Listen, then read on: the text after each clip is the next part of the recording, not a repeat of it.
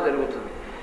కార్తీక మాసంలో వచ్చేటటువంటి పౌర్ణమి తిథి వచ్చిందనుకోండి, ఏ ఆలయంలో ఎక్కువ జరుగుతుంది?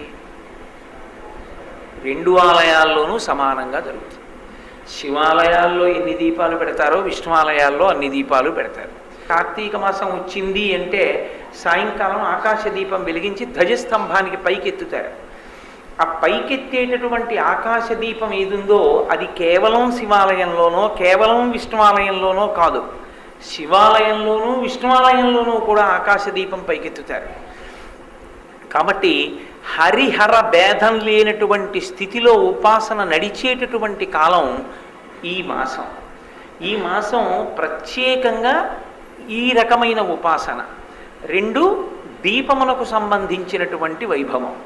మూడవది నదీ స్నానం.